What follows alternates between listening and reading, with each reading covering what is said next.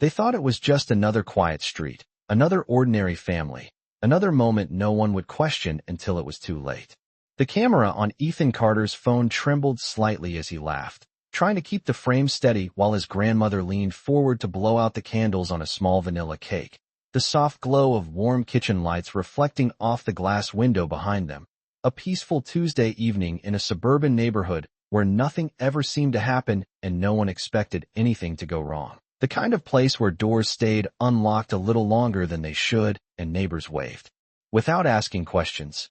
And for a moment, everything felt safe, predictable, almost untouched by the noise of the outside world, until a distant sound cut through the calm, low at first, barely noticeable, like a ripple across still water, and then louder, sharper, unmistakable, tires against pavement, doors shutting, voices layered with urgency. Not shouting but firm enough to pull the air tight inside the room.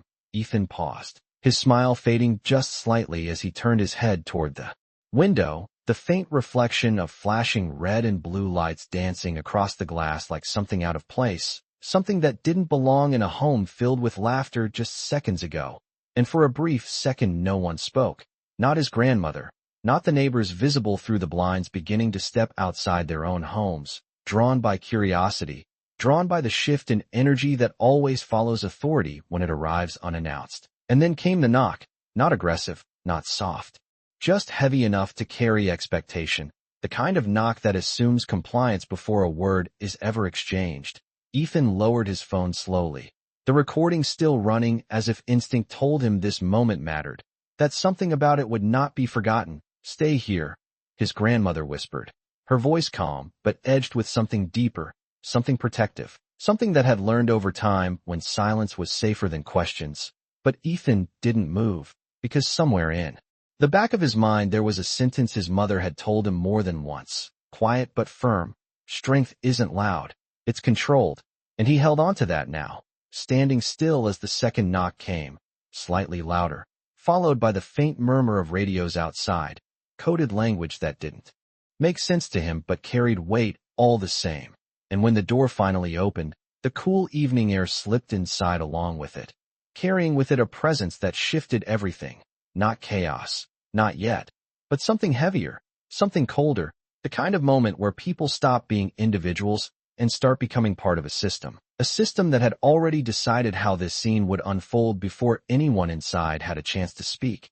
And as Ethan looked up, heart steady but mind racing, one thought lingered quietly beneath everything else. Not fear, not confusion, but certainty, the kind that doesn't shout, the kind that waits. Because somewhere out there, beyond the flashing lights and controlled voices, there was someone who had taught him exactly how to stand in moments like this, and she was closer than anyone realized. The officer at the front did not rush, and that was what made it heavier. The way his boots stepped onto the porch like he had done this 100 times before, like this was routine. Like whatever was about to happen had already been decided somewhere far away from this small kitchen filled with the fading scent of vanilla cake and warm laughter, his hand resting near his belt, not aggressive, not relaxed, just certain, the kind of certainty that did not need permission. And behind him too, more officers spread out across the yard, their presence quiet but deliberate, creating a boundary without ever saying the word. Neighbors now standing at the edges of their driveways, phones raised, whispers passing from one person to another, because everyone could feel it. Something was off, something did not match the quiet reputation of this street, and yet no one stepped forward, no one interrupted, because authority has a way of silencing even the most certain instincts. "We received a report," the lead officer said, his voice even, measured, almost rehearsed, as if the sentence itself carried more weight than any evidence behind it. Ethan stood just inside the doorway, shoulders squared the way his mother had taught him, not defiant, not submissive, just steady, his phone still recording at his side, capturing every word, every movement, every glance that passed between the uniforms and the small family they had chosen to focus on. A report of what? His grandmother asked, her voice calm but firmer now, stepping slightly in front of Ethan without fully blocking him. A subtle shift that spoke of protection without confrontation. The officer's eyes moved briefly across the room, taking in the modest furniture, the photographs on the wall, the small details that told a story he was not interested in hearing. Suspicious activity, he replied, the words landing in the air with a vagueness that felt intentional, as if clarity would only complicate what he intended to do next. Ethan blinked, confusion flickering across his face. Not panic, not fear, just a quiet disbelief that this moment was happening at all, because nothing about his day had been suspicious, nothing about this house, this family, this life, and yet here it was, being labeled in a single phrase that carried more power than truth. The officer took a step forward, just one, but enough to shift the balance of space, enough to make the doorway feel smaller. Step outside, he said, not loudly, not forcefully, but with the kind of tone that expected compliance without question, and for a second, just a second, the world seemed to hold its breath. The neighbors stopped whispering. The kitchen fell silent. Even the faint hum of the refrigerator seemed to fade into the background, and Ethan remembered something else his mother had said, not in a lecture, not in a warning, but in a quiet moment after dinner one night, when the world felt far away and safe. She had looked at him and said, "There will be moments when people decide who you are before you speak. Do not let that define how you stand." And now, standing in that doorway, with flashing lights reflecting off the walls and unfamiliar eyes watching his every move, Ethan Carter did exactly that. He stood, calm, controlled, and he stepped forward, not because he believed he had done anything wrong, but because he knew something the officers did not, something they had not even considered, that this moment they thought they controlled was already slipping beyond their understanding, and somewhere just beyond the edge of the crowd, unseen, unnoticed, a pair of eyes had been watching from the very beginning, not reacting, not intervening, just waiting, measuring, deciding exactly when silence would no longer be the answer. The air outside felt different the moment Ethan stepped onto the porch, not colder, not warmer, just heavier, like every sound carried more weight than it should, like every movement was being measured by eyes that had already made up their minds. And as his sneakers touched the wooden boards beneath him, the officer's gaze sharpened slightly, not because Ethan had done anything wrong, but because he had done exactly what was expected, and sometimes compliance was all it took to push things further. "Keep your hands where I can see them," the officer said, still calm, still controlled, but now there was an edge beneath his tone, something subtle that suggested this was no longer just a conversation. Ethan nodded once, slow and deliberate, raising his hands slightly, not high, just enough, his phone still visible, still recording, and for a brief moment the officer's eyes flicked toward it, not concerned, not yet, but aware, because cameras changed things, even when people pretended they did not. Behind Ethan, his grandmother stood in the doorway, her hand gripping the edge of the frame, not stepping out, not stepping back, caught in that space between protecting and trusting. While across the street a neighbor whispered something under her breath, her phone angled carefully, capturing everything from a distance that felt safe. And yet no one moved closer, no one spoke up, because moments like this had a way of freezing people in place, turning witnesses into silence. "We're going to ask you a few questions," the officer continued, his posture straight, shoulders squared, the uniform fitting him like authority itself. And Ethan listened, really listened, the way his mother had taught him, not just to words, but to what sat underneath them, the assumptions, the decisions already made, the outcome already leaning in one direction. And he realized something then, something quiet but undeniable. This was not about finding the truth. This was about confirming a story that had already been written. "I did not do anything," Ethan said, his voice steady, not defensive, not raised, just clear.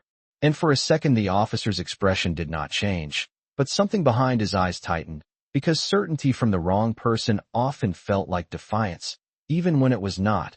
"That is not for you to decide," the officer replied.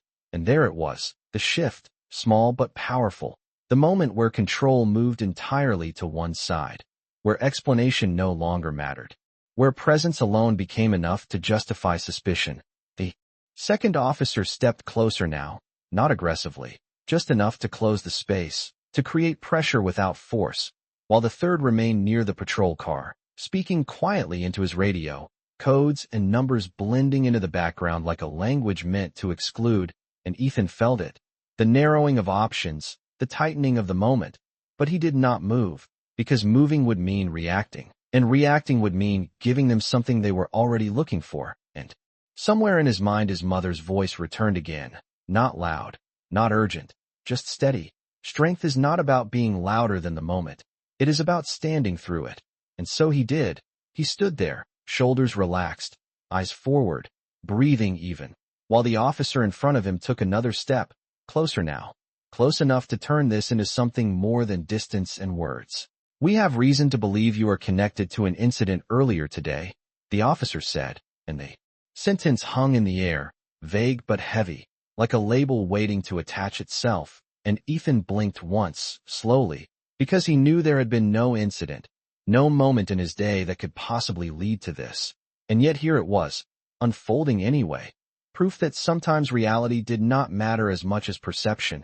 And across the street the whispers grew slightly louder, not enough to interrupt, but enough to build. Because people were starting to feel it now, that quiet discomfort, that sense that something was not right, that the pieces did not fit together the way they should. But still, no one stepped forward, no one challenged it. Because authority does not need agreement, it only needs space. And it takes that space without asking. And just beyond the outer edge of the gathered neighbors, standing still among the shadows of the evening light, a woman watched, her expression unreadable, her posture calm, not tense, not rushed, just waiting, her eyes fixed not on the officers, not on the flashing lights, but on the boy standing alone in the center of it all, measuring every second, every word, every decision, because she understood something they did not, something they could not see, that moments like this were not random, they were tests, and the outcome would depend entirely on who chose to act, and when. A silence stretched between Ethan and the officers, not empty but dense, filled with unspoken assumptions that pressed against the space like invisible walls.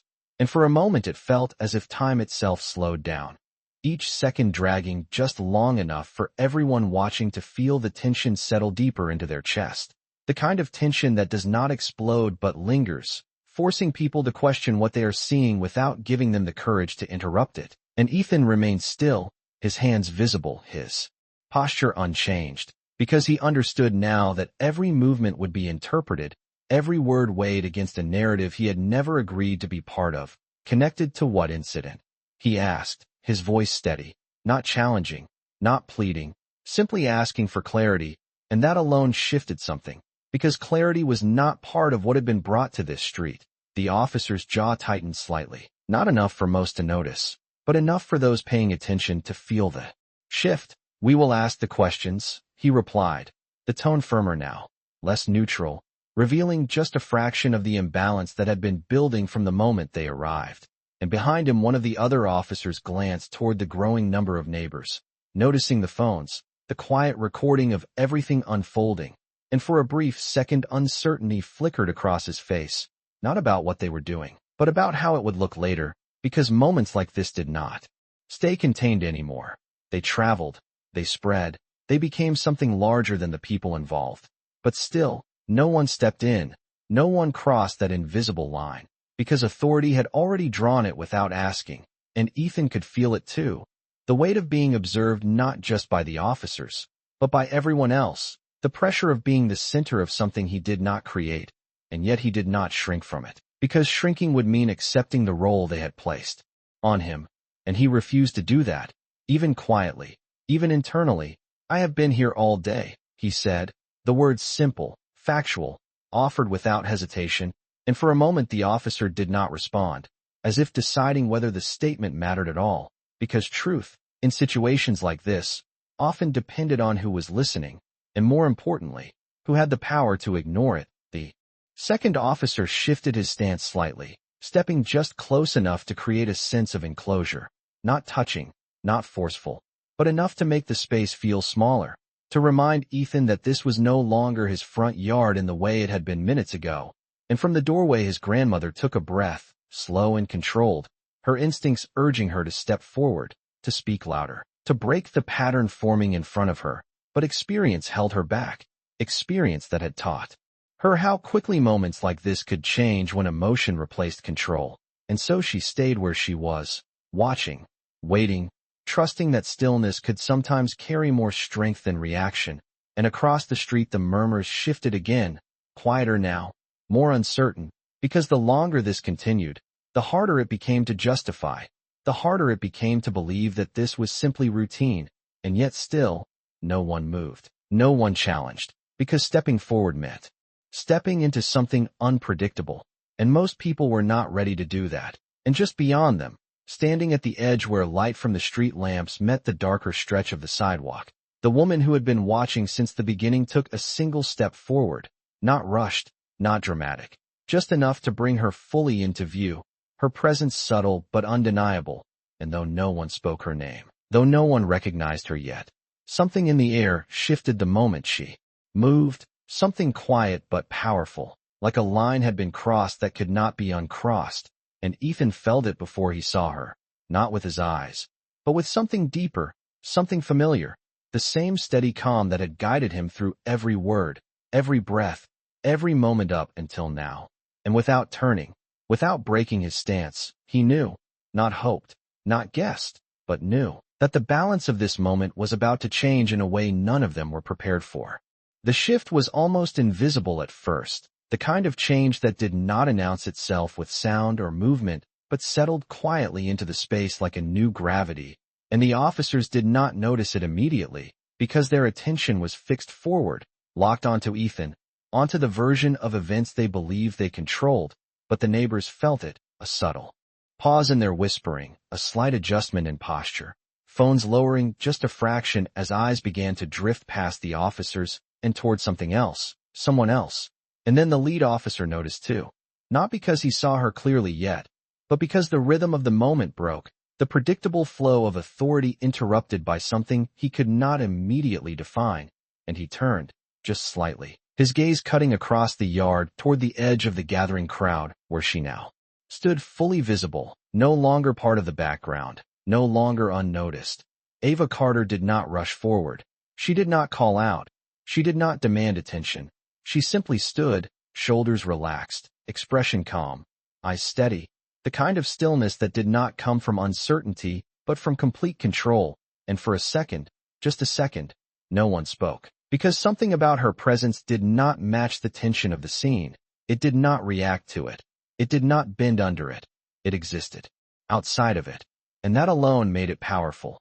Ethan felt it fully now, turning his head just enough to see her without breaking his stance, his breath steady, his shoulders loosening by a degree so small most would not notice.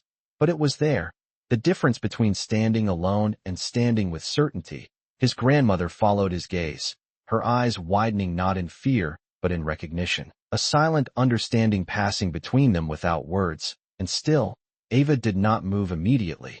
Because timing mattered, because moments like this were not about reacting. They were about choosing the exact second when presence became impact.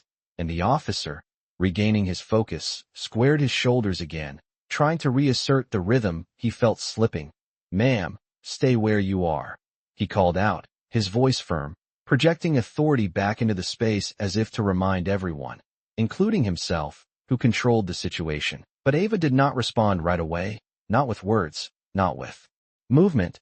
She simply held his gaze, and in that silence something subtle began to unravel, not loudly, not dramatically, just enough to create doubt where there had been none. And the second officer shifted again, glancing between his partner and the woman now standing in clear view, as if trying to read something he could not quite place, because she did not look alarmed. She did not look confused. She did not look like someone walking into a situation she did not understand. She looked like someone who had already assessed it completely, and that was unfamiliar. That was unsettling. "This is a controlled situation," the lead officer continued, his tone tightening slightly, the words more for the audience now than for her, because the audience was growing, because the phones were still recording, because the moment was no longer contained, and Ava finally took a step forward, just one, measured, quiet, the sound of her shoes against the pavement barely audible, and yet every head turned, every eye followed, because movement, when it comes from stillness like hers, carries weight. "You said you received a report," she said, her voice calm, even, not raised, not confrontational, just precise. each word placed carefully as if she were not asking a question but setting a line, and the officer paused. Only briefly, but long enough for the hesitation to exist. Yes, he replied, the answer shorter now, less rehearsed, and Ava nodded once, a small motion, almost imperceptible, as if confirming something only she understood, and then her gaze shifted, not to the officer, not to the neighbors, but to Ethan, and in that single glance there was no fear, no urgency, just a quiet reassurance that traveled farther than any words could have, and Ethan stood a little straighter, not because he needed to prove anything, but because he no longer had to carry the moment alone, and the balance, the invisible scale that had been tilted from the beginning, began to move, slowly at first, but undeniably, because authority built on assumption cannot hold when it meets something grounded in certainty. And for the first time since they arrived, the officers were no longer the only ones defining what would happen next. The silence that followed her question did not feel empty. It felt precise, like a space that had been intentionally created to see who would fill it first, and the officer hesitated just long enough for that hesitation to be noticed, not only by Ava, but by the neighbors, by the second officer standing slightly behind him, and even by Ethan, who remained still but aware. Because moments like this did not need loud reactions to shift, they only needed small fractures in certainty, and Ava took another step forward, slow, measured, her gaze never leaving the lead officer, her presence calm in a way that did not match the tension surrounding her, and that contrast alone began to unravel the structure the officers had built upon arrival. "What kind of report?" she asked, her voice still even, not demanding, not emotional, but clear, the kind of clarity that forces an answer whether one is ready or not. And the officer straightened slightly, his posture tightening as if reinforcing something internal. "We are not required to disclose details at this time," he replied, the words formal, almost rehearsed, but lacking the same confidence they carried moments ago, because now they were being heard differently. Now they were being questioned, not with resistance, but with precision, and Ava nodded again, a subtle acknowledgement that said more than agreement, as if she had expected that exact response, as if it confirmed something she had already calculated, and she shifted her weight slightly, her stance balanced, controlled, every movement deliberate. "You approached a minor, on private property, based on a report you cannot specify," she said, not raising her voice, not accusing, simply stating, and the sentence hung in the air heavier than anything said before, because it reframed the moment. It stripped away the vague authority and replaced it with structure, with accountability. And for the first time the second officer looked directly at her, really looked, as if trying to understand who she was, and why her words carried more weight than they should. While the third officer near the patrol car paused his radio transmission, his attention now split between procedure and uncertainty, and across the street the whispers changed again, no longer questioning the family, but quietly questioning the officers. The shift subtle but undeniable, because people respond to confidence, especially when it does not need to raise its voice. And Ethan felt it clearly now, the pressure that had surrounded him beginning to ease, not disappearing, but redistributing, no longer centered solely on him. And his grandmother stepped just slightly forward in the doorway, not fully outside, but no longer held back by the same hesitation, because something had changed. Something had introduced balance into a situation that had begun entirely one-sided, and the lead officer exhaled slowly, a controlled breath, his eyes narrowing just slightly as he tried to regain the footing that felt like it was slipping. "Ma'am, I need you to step back," he said, more firmly now, but the firmness felt different, less natural, more constructed, like something he was trying to maintain rather than something he fully owned. And Ava did not step back. She did not step forward either. She simply held her position, her presence steady, her gaze unwavering. And for a moment the entire scene paused again, not because of uncertainty, but because of recognition that this was no longer a simple interaction. That something deeper had entered the space, something that could not be dismissed with routine commands. And then Ava did something unexpected, not dramatic, not aggressive, but precise. She reached calmly into her jacket, her movements slow enough to remove any sense of urgency, any excuse for misinterpretation, and the officers watched, every eye focused on that single motion, because now, For the first time, they were reacting, not directing, and she stopped halfway, her hand resting just inside the fabric, her eyes still locked on the lead officer. And in that suspended second, before anything was revealed, before any identity was spoken, the balance shifted completely, because authority built on assumption had just encountered something it could not yet define, but could no longer ignore. The moment stretched thin as her hand rested inside her jacket, not moving, not rushing, suspended in a calm that felt almost unnatural against the tension surrounding her, and every set of eyes locked onto that single point. The officers watching not with control anymore, but with caution, because control requires certainty, and certainty had just begun to fracture, and Ava understood that. She understood the exact weight of silence, the exact power of timing, and she let it linger just long enough for the shift to settle fully into the space before she slowly withdrew her hand, not abruptly, not dramatically, but with a deliberate steadiness that made the motion impossible to ignore, and between her fingers was a small, dark credential, held low at first, not thrust forward, not waved, simply present, and the lead officer's gaze dropped to it instinctively, his posture tightening as his mind raced ahead of what his eyes had not yet fully processed. "I am going to ask you to take a closer look," Ava said, her voice still even, controlled, the same tone she had used from the beginning, a tone that did not need to rise to carry authority. And she lifted the credential slightly, just enough for the details to catch the light, just enough for the words and insignia to become clear, and the effect was immediate, not loud, not explosive, but undeniable, the kind of realization that does not arrive all at once but hits in layers, each second bringing more clarity than the last. The lead officer's expression shifted, subtly at first, his eyes narrowing not in suspicion but in focus, as if trying to reconcile what he was seeing with what he had assumed. And then something in his posture changed, almost imperceptible, a fraction of hesitation replacing the certainty that had defined him moments ago. The second officer leaned slightly closer, his attention fixed now, no longer divided, while the third officer by the patrol car stopped speaking entirely, the radio hanging loosely at his side, forgotten, because the moment had just outgrown routine procedure, and Ava held the credential steady, not pushing it forward, not explaining, allowing the silence to do what explanations often weaken, and across the street the neighbors sensed it too. Even if they could not read the details, they could read the shift, the subtle change in posture, the way authority recalibrates when it encounters something greater than itself. And Ethan watched, not surprised, not shocked, just steady, because this was not new to him, not entirely. He had seen glimpses of it before, in quiet moments, in the way his mother carried herself, in the way people responded without being told. But this was different.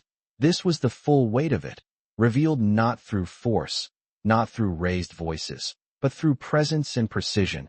And his grandmother exhaled slowly, the tension she had been holding releasing just enough to soften her stance, because she understood now what the officers were only beginning to grasp, that this moment was no longer theirs to control. The lead officer cleared his throat, slightly, a small, human gesture that broke the illusion of complete authority. "Ma'am," he began, but the word did not carry the same tone it had before.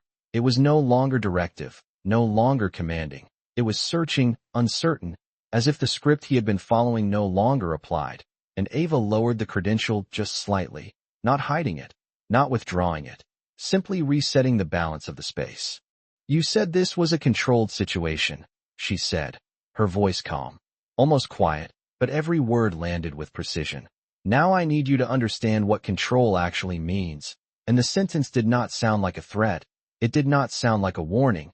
It sounded like a fact, the kind that does not need emphasis to carry weight. And the officer stood there, for the first time not directing the moment, not shaping it, but standing inside it, reacting to something they had not anticipated.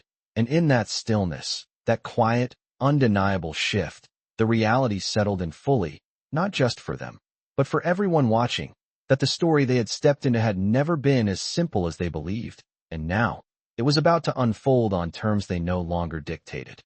The air did not erupt into chaos. It tightened, sharpened, as if every person present suddenly became aware that something irreversible had just happened, not through force, not through confrontation, but through a quiet correction of power that no one could ignore.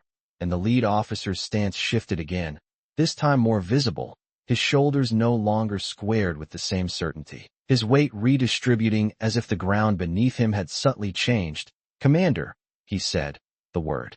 Careful, measured, not fully confident, but no longer dismissive, and the title alone moved through the crowd like a ripple, neighbors exchanging glances, whispers rising again, but with a different tone now.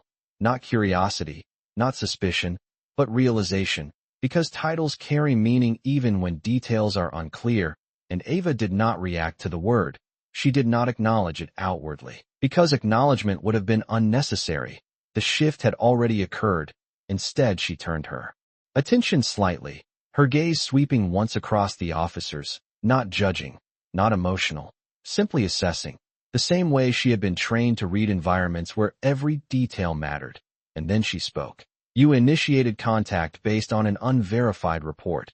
Her voice steady, precise, each word landing with clarity. "You escalated without confirmation, and you attempted to establish control without jurisdictional clarity." And the phrasing was not casual. It was structured, deliberate, the kind of language that did not invite argument because it was built on understanding deeper than assumption.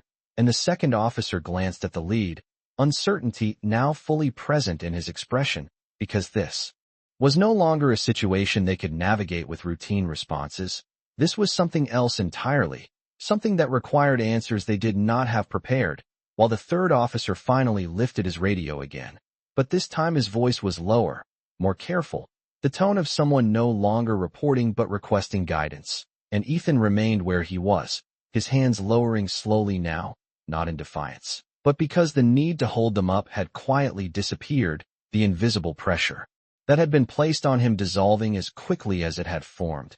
And his grandmother stepped fully onto the porch, no longer held back by hesitation, her posture straight, her presence no longer defensive but grounded, because the balance had not only shifted, it had stabilized.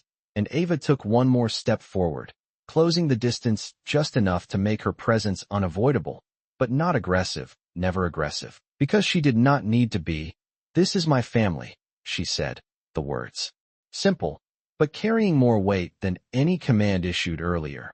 And the officer nodded slightly, a reflex more than a decision, because acknowledgement had replaced assumption, even if he had not fully processed how.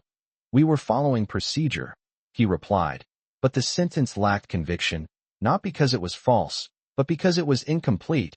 And Ava held his gaze, not challenging, not confrontational, just steady. "Procedure requires accountability," she answered, and the silence that followed was not tense anymore. It was definitive, the kind of silence that signals an end rather than a build. And across the street phones remained raised, but the energy behind them had changed, no longer capturing an unfolding conflict, but documenting a resolution that had not come from force, but from clarity. And in the distance, faint at first, another sound began to approach, low and controlled, not urgent, not chaotic, but purposeful, the kind of sound that carried authority of a different kind. And the officers heard it too, their attention shifting briefly, their expressions tightening not in fear, but in recognition that this moment was expanding beyond them, that what had begun as a contained interaction was now being seen from a higher level. And Ava did not turn toward the sound immediately. She did not need to, because she had already set the terms of what would follow. And as the vehicles approached, their presence steady and unmistakable, the final piece of the shift fell into place, not loudly, not dramatically, but with the quiet certainty that defines moments where truth replaces assumption, and power, real power, reveals itself not through force, but through control that never needed to be proven in the first place. The approaching vehicles did not arrive with urgency. They arrived with certainty, rolling to a controlled stop at the edge of the scene as if they had already been expected, as if their presence was not a reaction but a continuation of something already in motion. And the moment they came into view, the remaining fragments of tension dissolved into something quieter, something more final, the kind of shift that does not escalate but concludes. And the officers who had once filled the space with authority now stood slightly repositioned, not instructed to move, not forced to step back, but adjusting instinctively to a presence that required no explanation. The lead officer lowered his gaze for a brief second before straightening again, not in defiance, but in recognition, because recognition does not need to be spoken to be understood, and Ava remained where she was, her posture unchanged, her expression steady, not satisfied, not triumphant, simply resolved, as if this outcome had never been in question, and Ethan let out a breath he had not realized he had been holding, his shoulders relaxing fully now, the weight of the moment lifting not with noise, but with quiet clarity, his phone still in his hand, still recording, but no longer capturing uncertainty, now documenting something else entirely, a correction, a realignment, and his grandmother stepped beside him, close enough to be felt, her presence warm, grounding, her silence no longer protective but peaceful. Because the need to guard had passed, and across the street the neighbors lowered their phones one by one, not because the moment had lost importance, but because it had reached its answer, and answers do not need to be watched the same way questions do. And the lead officer finally spoke again, his voice measured, careful. "We will be stepping back from this situation," he said, the words formal, but this time complete, no longer carrying the assumption of control, but acknowledging its absence. And Ava gave a slight nod, not granting permission, not accepting an apology, simply acknowledging the shift as it stood, because what mattered was not the words, it was the change behind them. And the officers began to move, not rushed, not embarrassed, just deliberate, returning to their vehicles with a quiet efficiency that contrasted sharply with their arrival. And as they did, the street seemed to breathe again, the normal rhythm slowly returning, the lights no longer flashing against the windows, the air no longer carrying the same weight. And Ava turned then, finally, her attention moving fully to Ethan, her expression softening, just slightly, not losing its strength, but revealing something beneath it, something human, something protective, and she placed a hand gently on his shoulder, a simple gesture, but one that carried everything that had not been said. And Ethan looked up at her, not with fear, not with confusion, but with understanding, because he had seen it now, fully, not just heard about it, not just imagined it, but lived it. The difference between assumed power and real authority, the difference between noise and control. And Ava met his gaze for a moment before looking back toward the space where the officers had stood, now empty, now quiet. And she spoke, her voice calm, steady, carrying just enough to be heard by those still listening. "Power does not come from the badge you wear," she said. "It comes from the responsibility you carry." And the words settled into the evening air, not as a warning, not as a lesson forced upon anyone, but as a truth that did not need to be argued. And as the last vehicle pulled away and the street returned to its familiar stillness, one thing remained clear to everyone who had witnessed it, that the loudest authority is often the weakest, and the strongest power is the one that never needed to raise its voice to be recognized.